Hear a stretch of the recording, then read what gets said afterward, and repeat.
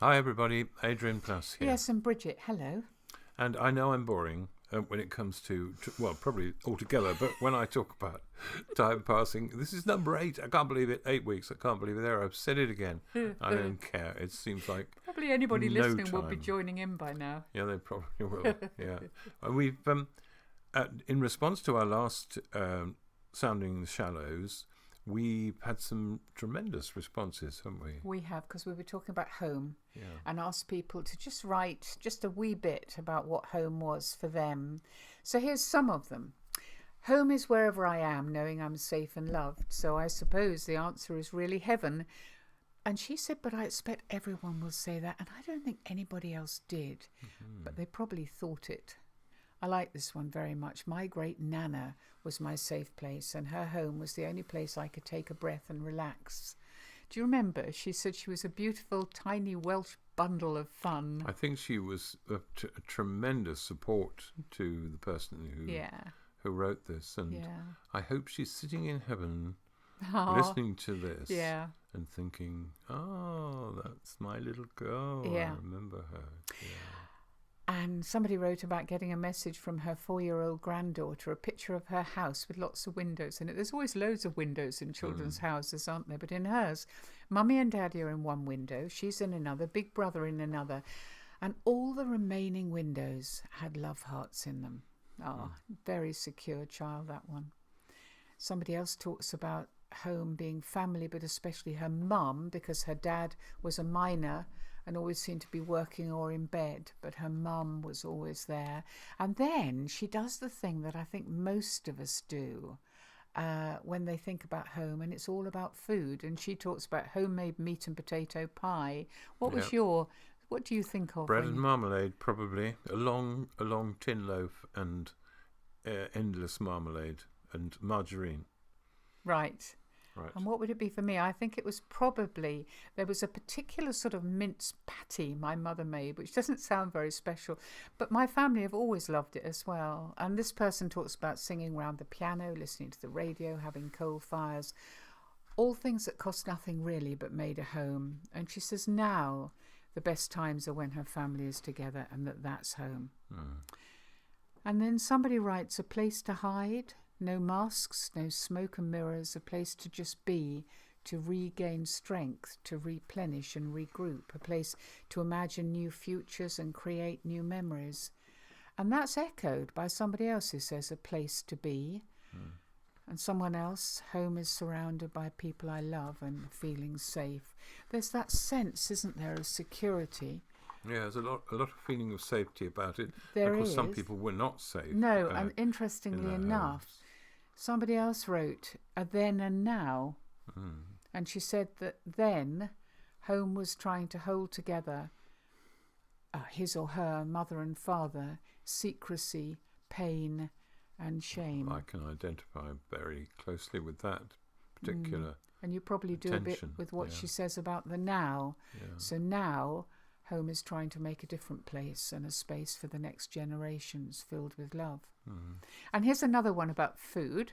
Coming home from school, being greeted by my mum, having tea, which consisted of bread and butter with jam or meat paste. Do you remember those tiny little jars of meat paste? Really, really small, weren't they? And homemade cakes. And you know what? Nobody's mentioned sardines on toast. No. Now, that was a definite in our house. I ruined my sardine life because I like them so much. One day I thought I'll drink the stuff that they're in the tin with, and it's sort of brine, and I drank it straight down, and I didn't actually vomit, but it did put me off sardines for a while. Right, okay. Well, this same person talked about the sound of her mum's voice calling her name to bring her in from play. Yeah. No one except hers ever called her that name. And then another one, interestingly, and I think this is another thing people can relate to, talks about moving after a long time in the last house. Morning after moving, surrounded by boxes, waiting for white goods, no curtains at the windows, and made a cup of tea and said, well, I'm home. I'm home. And somebody talks about being read to. She said, my house is like Mole's house. I need a cleaner who'll also make tea. But home was a safe, loving, creative environment, and her dad used to read her Wind in the Willows. Actually, we have one or two more about being read to. Absolutely. Which maybe we'll read another time. One of them that really struck me was quite short, and it was home is where you can find your way around in the dark. And why did that strike you so very much, apart from the fact that you can find the bathroom in the dark if you know where it is? Because it's a little parable of the best way of having faith. And we're kind of thinking about mist and mysteries today. Yeah. And the mystery is maybe dark, but if it's at home, if it's happening at home, you can find your way. You can find your way. So there's something in the middle of that seems to me very, very special. Yeah, that's a little bit more special than my thing about finding the bathroom in the dark. Oh, I don't know. But, That's pretty special in the middle of the night. But I mean, we are talking about mists, and obviously here we are bobbing about in our boat still, and sometimes the shore is obscured because of the mist, and you have no idea what's going to come out of it. And you know, my very favourite, I suppose, piece of film, you could say, clip from a comedy about mists, and hopefully other people will know what I'm talking about, is when Del Boy and Rodney are dressed as Batman and Robin on their way to a party, and their car breaks down, and there's somebody's being attacked, and suddenly through the mist come a very small Batman and a very tall Robin looming out of the mist. I think it's wonderful sublime. Moment, a wonderful moment. So that's my favourite. Yeah, and I remember reading in who played Del Boy? David Jason. David Jason saying that you had to play those things for real. You had to seriously try to look like Batman and Robin, and that's what made it so funny. Yeah, and of course the music. Yeah, it was wonderful. So that's my favourite. What was your worst? Well, I think one of the things that before the sat-nav changed our lives, which it did, we had to find our way as best we could. And that was difficult enough, but there was one journey in the mist, which we must have been insane to continue. Oh, it wasn't mist, it was fog. It was fog, and we were travelling to Norfolk from Sussex, right? Yeah. So we're travelling up a very main road. Obviously, the traffic, it was the fog wasn't just thick, it was absolutely impenetrable. Yeah. But something in us said, we are going to Norwich. Well, I think we had to. We had the children with us. We'd started our journey and the fog didn't come down until a third of the way through. Well, and it was I think saner people would have stopped. But maybe. We believe it or not, we're driving along in the car. Bridget is driving.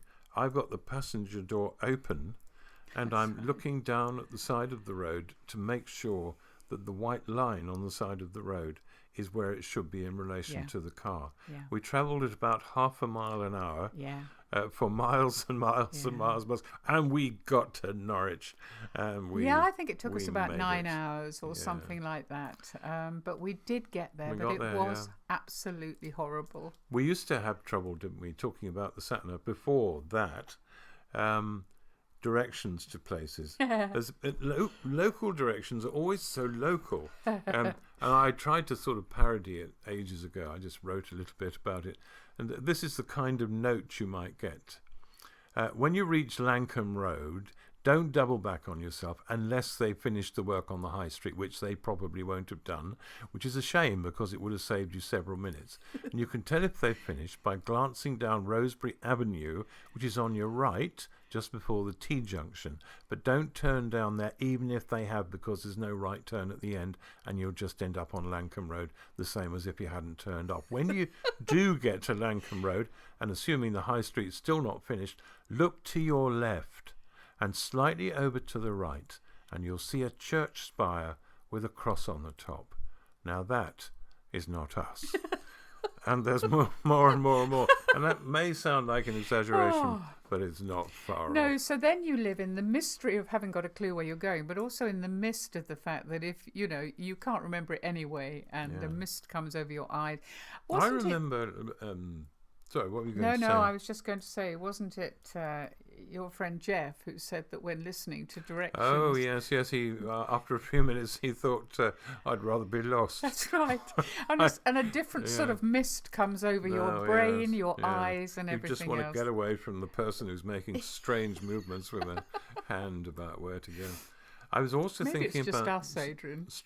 Probably. No, it's not just us. Moments as a child... adults would say things to you and you'd think, what? And one of our sons was saying that he remembers hearing someone say, you can't have your cake and eat it. And he thought, what? Why not? If I can't have my cake, and if I can't eat it, I don't want it. I want it because I want to eat it. Why would I not eat my cake? I mean, obviously, as a child. I mean, I also remember... Well, actually, it's a bit of a tangle anyway, really, even when you're an adult. Someone said sex is what rich people put their coal in. And I remember... Sorry? Well, I'm telling you what they said. So, there we are. I had a joke about sex that I could tell. Sex is what rich people put their coal in. And I used to say it, and either people pretended to laugh or didn't, but... equally impenetrable. I had no idea what I was talking about.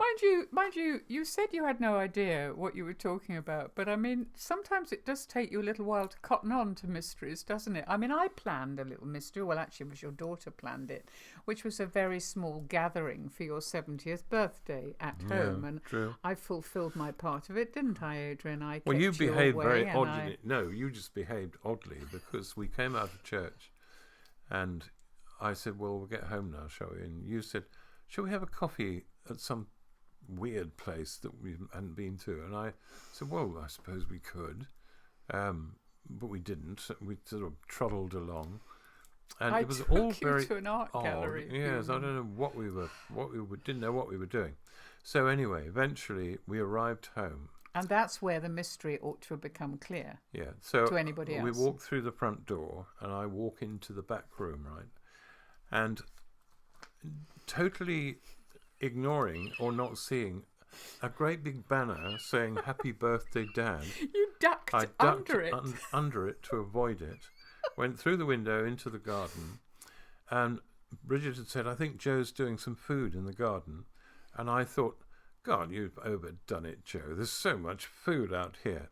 And then I turned to my left, and I saw my German translator, who lives in Germany, standing next to a friend who lives way down in the south of England, side by side. And I thought, either the rapture has happened and I'm in heaven, and we're all left behind, or I've just imagined this, or I'm dreaming.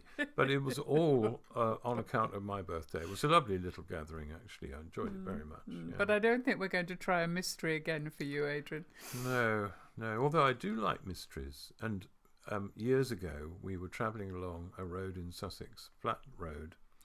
Sussex does good flat, doesn't it? It's kind of the levels, isn't it? Yeah.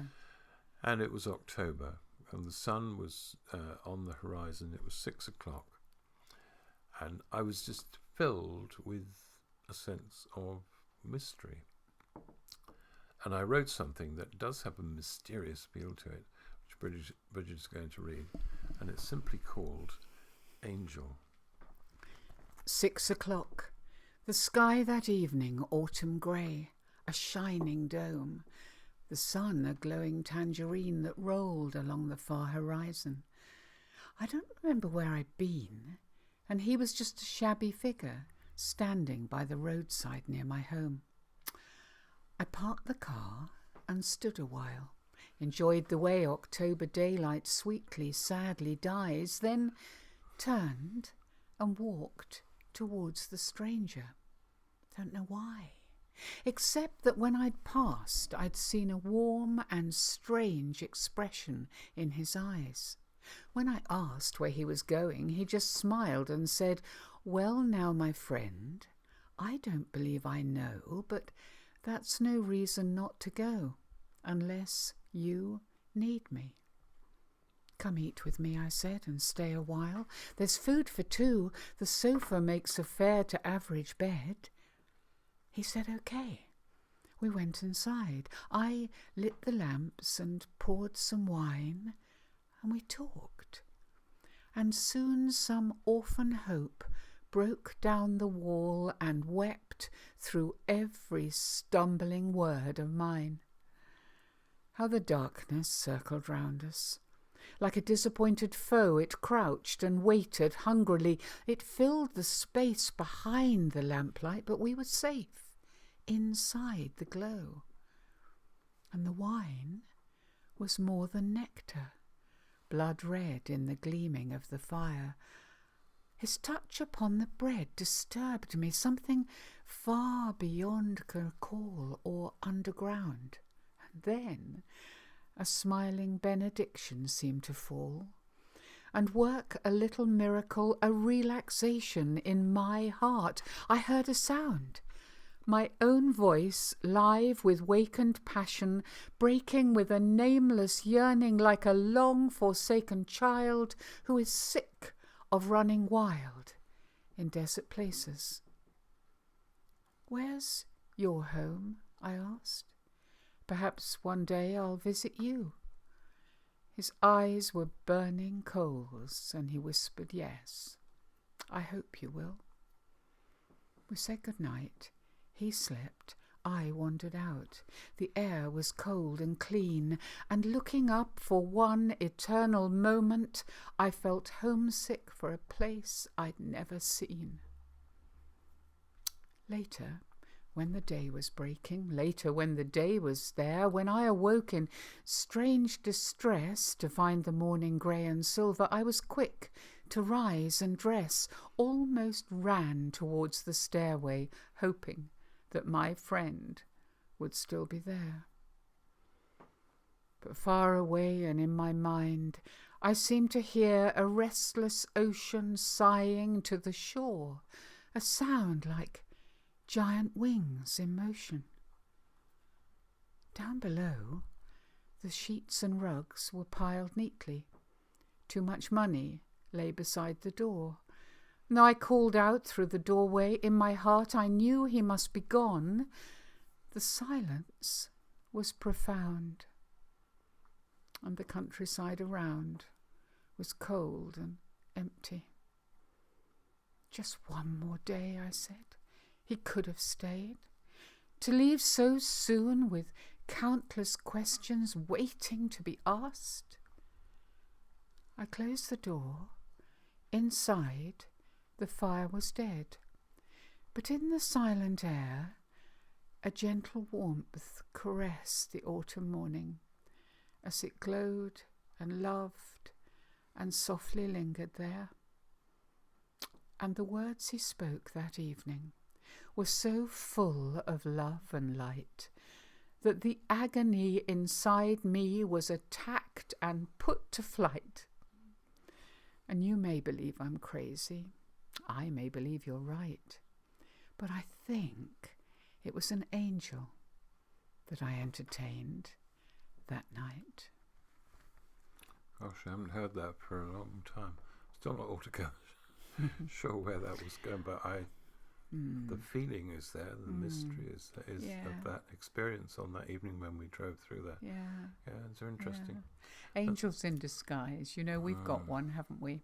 Yeah, we were having a really rough time here, and we were given a little angel, and the angel is in the form of a hedgehog. Yes, we can't actually guarantee this is an angel, no, but it did what it was needed at that time. Yeah. So our little hedgehog has become very special to us. Yeah, we could talk about lots of things. I mean, we both have a love for communion, don't we? Because even when all else fails and things don't seem to make sense, there's something in the very heart of communion, and I think it's something about the lostness of Jesus. You know, when he says, "I've so longed to have this meal with my friends, to share this meal with my friends," and that he knew it was the end, and they didn't really. It really touches us every time. Yeah, and we're also thinking about the fact that when things get difficult for us or things are mounting up, we have a place we go to. It's actually Ripon Cathedral. We go and try and sit in the same place every time, not because we're Anglicans, but because it's our little place, and we go and sit there, and we. People call them trysting places, don't they? I wouldn't call it that. It's just a place, and just a place. We can sit quietly, or we can talk, or we can pray, and we can't leave our problems there, but no, but we can sit in the middle of the mystery there. Feel shared. It'd be lovely to hear, wouldn't it, from other people, if there are places or situations where they can live within the mystery of their lives and bob there like our boats in the water and stay safe. Some places are very important physical places. They're obviously not essential, but we'd love to hear about those. We would. Yeah. And anything else on the subject of mystery. Absolutely. Yeah. So we'll see you next time. Yeah. Bye-bye. Bye.